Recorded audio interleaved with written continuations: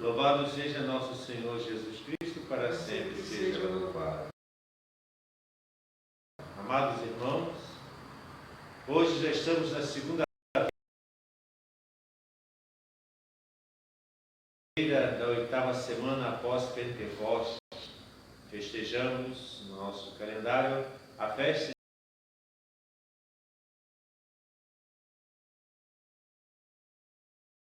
de São Vicente de Paulo. São Vicente de Paulo, século XVI, um homem santo, um sacerdote francês que, durante um tempo da sua vida, enquanto simples sacerdote, era um sacerdote como os demais da sua época, relapso, sem fervor, sem qualquer tipo de empenho, além daquilo que ele era da sua natureza como sacerdote. Mas após a sua conversão como padre, ele se dedica àquelas pessoas menos favorecidas, aos pobres, aos aqueles que estavam à margem da sociedade na sua época, que não eram poucos, eram muitos. Temos que nos colocar na situação histórica da sua época. Não havia previdência, como nós temos hoje no INSS, onde a pessoa é socorrida ou por uma pensão, por um pecúlio de prestação continuada, por questão de miséria ou de situação de fome, ou também porque a pessoa se aposentou e recebe o benefício da sua aposentadoria ou auxílio doença.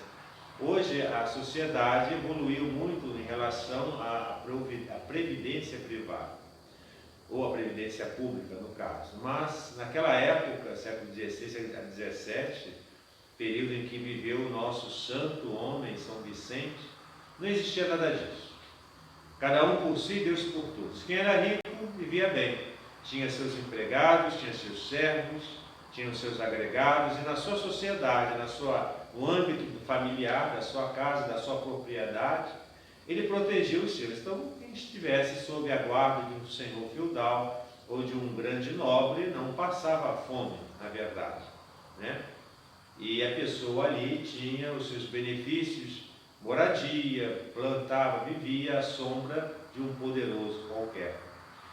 Só que aquelas pessoas que não tinham a aventura de estar protegido sobre um senhor rico ou nobre, ele passava agruras. Ou ele era um simples burguês que tinha o seu negócio na cidade, fazia o seu comércio, mesmo assim passava o seu aperto, porque não havia regulamentação, digamos assim, fiscal, como hoje nós temos, da sociedade moderna. As coisas eram muito primitivas, na base da troca, do escambo, do comércio muito incipiente e ainda muito sem recursos de desenvolvimento. Mas havia muitas pessoas pobres. E quando a pessoa não tem instrução, a maioria era analfabeta, não havia curso de especialização técnica, nada disso. Aquilo era de família, as corporações de ofício muitas vezes eram de família. O pai era carpinteiro, era marceneiro, era construtor, e aquilo passava de família em família. E iam gerações desenvolvendo aquele ofício, que era uma forma de sustentar, né, de subsistência da família. E aquelas pessoas que não tinham essa tradição familiar, muitas vezes ou se empregavam e viviam às custas de muita pouca remuneração desse pessoal, ou então vivia na mendicância. E como não havia também a tecnologia da medicina, não era muito desenvolvida, quase nula, viviam à base de ervas e de algumas misturas químicas muito precárias, as pessoas não tinham medicamento. Às vezes um problema que desse num dente, por exemplo, uma inflamação, poderia aquilo evoluir para um câncer ou coisa parecida. E muitas pessoas que tivessem um machucado na perna evoluía para uma gangrena e aí teria que amputar a sua perna, um braço, um membro do corpo. Então muitas pessoas vinham a falecer jovens ainda, na cor da idade, ou então ainda adulto novo. Hoje, com a evolução da medicina, as pessoas podem alcançar, né, a longevidade com uma certa qualidade de vida. Mas naquela época não havia isso. Não havia aquela higiene, aquela digamos assim, as coisas eram insalubres, não havia esgoto tratado, os esgotos corriam pelas ruas da cidade, as pessoas jogavam seus dejetos próprios pela janela, muitas vezes, né, na rua mesmo. Então as infecções, as contaminações, a peste, né, se alastrava com maior facilidade. As coisas eram muito insalubres. E essas pessoas pobres que viviam nas ruas e muitas vezes eram recolhidas em algum albergue, que geralmente, ou na grande maioria, unicamente, eram albergues religiosos, padres e freiras religiosos que se dedicavam à caridade cristã. O Estado não tinha essa preocupação. Muito pelo contrário, né? O Estado, quando eu falo, eram os governantes da época.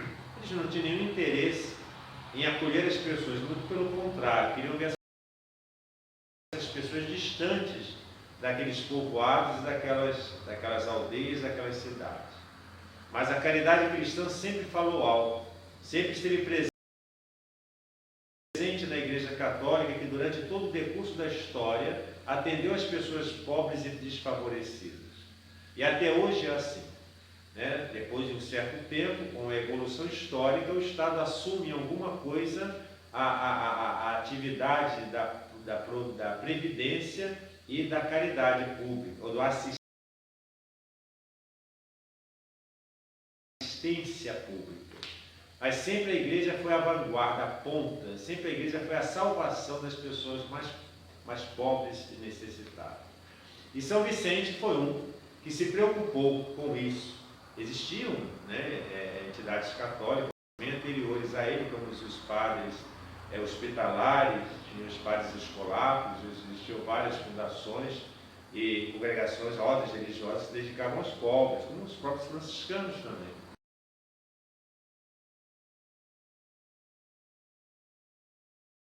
No século XIII, São Francisco.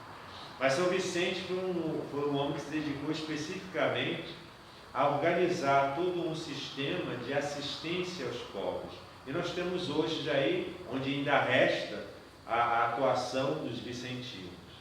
Uma grande instituição essa, benemérita, da qual eu já fui membro também, quando eu era jovem ainda, há muitos anos, na década de 70, quando eu participei com os vicentinos, o trabalho magnífico que eles fizeram e ainda fazem em muitos lugares, mas que infelizmente, né, muitas paróquias não abraçaram esse trabalho dos vicentinos, não incentivaram. Mas São Vicente deixou um grande legado com o seu instituto. E também, né, eram conhecidos como os padres lazaristas, os padres vicentinos, né, na formação do clero. Eram padres professores também, que se dedicavam à formação dos novos sacerdotes. E com isso tem muito a ver as leituras que nós acabamos de ler aqui na nossa missa, como a primeira carta de São Paulo aos Coríntios, que diz o seguinte: meus irmãos, tornamos-nos o espetáculo do mundo, ou seja, o mundo agora nos observa, estamos em evidência. Espetáculo do mundo, dos anjos e dos homens, ou seja, de todo o universo, do visível e do invisível. Somos loucos por amor de Cristo, né? Essa loucura por amor de Cristo significa a radicalidade de desprezo do mundo e a total, digamos, entrega à pessoa divina de Jesus. Mas vós sois prudentes em Cristo. Nós somos fracos, mas vós sois fortes. Isso aí é uma forma irônica de São Paulo se dirigindo àquelas pessoas que zombavam e que desprezavam aqueles que eram cristãos, que tinham aderido a Cristo. Nós temos que entender que naquele período ainda era forte a influência do judaísmo como religião, né, única, e que ainda o cristianismo era considerado como uma seita do Nazareno. Então, o catolicismo estava ali ainda incipiente, nascendo, e as pessoas como São Paulo, que era fariseu, se converteu àquela nova religião, digamos assim, fundada pelo Nazareno, que as pessoas não haviam entendido que era o verdadeiro Deus que havia cumprido a promessa do Antigo Testamento e que inaugurava a nova aliança. Então, para muitas pessoas, naquele momento que não tinham essa visão da situação, do que estava realmente acontecendo, viam São Paulo e aqueles cristãos primeiros como loucos, como pessoas completamente mentecaptas, com carência de inteligência e de bom senso. Estavam indo contra um sistema já decadente e corrupto, pervertido por Satanás. Então ele usa dessa ironia, Nós somos fracos, vós sois fortes, vós sois honrados, nós somos desprezados, de fato. Os primeiros cristãos, até o século IV, foi uma perseguição terrível, de martírio, de morte, de constrangimento, de tribulação. Até agora padecemos a fome, a sede e a nudez, quer dizer, todo tipo de privação física e material. Fomos maltratados, desprezados, vilipendiados, andamos errantes, ou seja, sem rumo, sem casa, sem para onde ir. Trabalhamos penosamente com as nossas próprias mãos, ou seja, não tinham recursos, não tinham fonte de renda, tudo era feito através do fruto do seu trabalho. Somos amaldiçoados, mas abençoamos. Vejam, aqueles primeiros cristãos eram amaldiçoados, eram xingados, eram tidos como desprezo. Somos perseguidos e sofremos, além de serem amaldiçoados, se abençoavam. E mesmo sendo perseguidos, mesmo com todo o sofrimento, somos blasfemados e correspondemos com orações. Então, tudo aquilo que São Paulo e os primeiros cristãos recebiam de desprezo, de maldição, de aflição, devido à não compreensão das pessoas daquilo que estava de fato ocorrendo, a ação do Espírito Santo, ele retribuía com orações e com bênçãos. Temos sido considerados até o presente como refúgio deste mundo, ou seja, como lixo. O mundo via os primeiros cristãos como lixo, como escória de todos, ou seja, aquilo que não presta, o dejeto, aquilo que tem que ser jogado fora. Escreva estas coisas, não para vos envergonhar, mas para vos admoestar, vos alertar, vos avisar, como meus filhos caríssimos, em nosso Senhor Jesus Cristo. Então, amados irmãos, vejam como São Paulo, um santo homem que tinha abandonado a prática do judaísmo,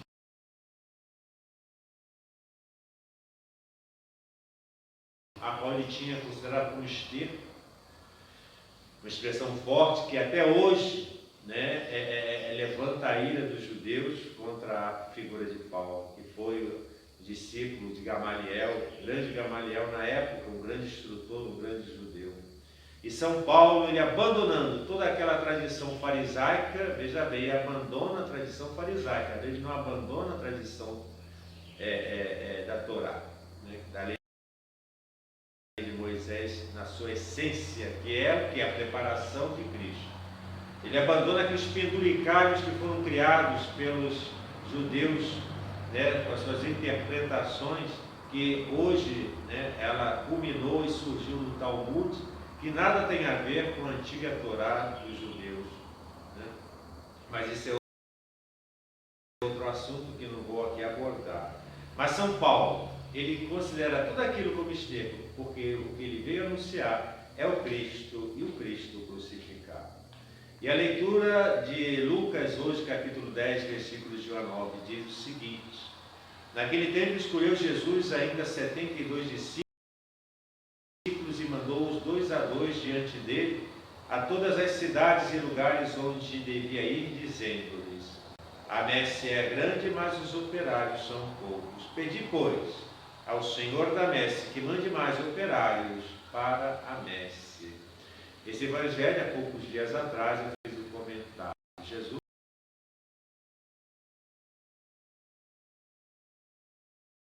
tinha uma grande multidão de discípulos, pessoas que estavam se convertendo, talvez centenas de pessoas. E dessas centenas de pessoas, ele escolheu 72 discípulos e os mandou. em missão para aqueles lugares onde ele iria visitar, por onde ele iria passar. Desses 72 discípulos, ele escolheu 12, os 12 apóstolos. Os outros eram discípulos e os 12 eram apóstolos. Aqueles que iriam, né, ser a coluna da igreja a qual ele estava preparando fundar, que nada mais é do que a continuação da promessa, né, feita a Abraão, nosso pai, a Moisés, a Noé, a Jacó, Israel e a todo o povo, todos os patriarcas. Era o cumprimento. A igreja nada mais é do que a realização, o novo Israel.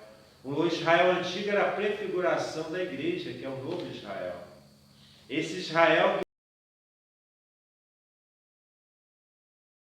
que hoje nós estamos vivendo, essa igreja que está no Monte Sião, no verdadeiro Monte Sião. A igreja é o Monte Sião. O monte na qual a igreja se fundamenta é Cristo. Vejam como todo o Antigo Testamento tem que ser interpretado e visto à luz do Novo. Sem a fé em Cristo, sem o conhecimento de Cristo, sem o entendimento à luz do Espírito Santo da missão de Cristo, não se entende o Antigo Testamento. É por isso que os judeus hoje, eles perderam, né, nesse judaísmo que nós conhecemos hoje, que é feito na sinagoga, eles já não têm mais sacerdócio, porque não existe mais o templo de Jerusalém. Eles não têm mais cadê as 12 tribos de Israel? Eles perderam totalmente a vinculação com o antigo livro da Torá. E hoje eles se baseiam num livro talmúdico, que é um livro de interpretações e legislação, que muitas coisas não tem nada a ver com o Antigo Testamento. Fora a Cabala, que não passa de um livro de gnosticismo e de um certo modo, até de magia, que não tem nada a ver com a mensagem verdadeira do Senhor Jesus. Então vejam como a igreja, ela vive à luz de Deus, à luz do Espírito Santo, sob o fundamento dos apóstolos. E Jesus disse: a messe é grande, mas os operários são poucos. Nós vemos que a igreja, ela trabalha no mundo. A igreja foi feita para converter o mundo, para levar o nome de Cristo ao mundo. A messe é grande, a plantação é grande, mas são poucos os operários. Então, o que devemos fazer para que haja operários? Pedir ao Senhor da messe que envie operários. Por isso a importância da oração pelas vocações. Todos os dias.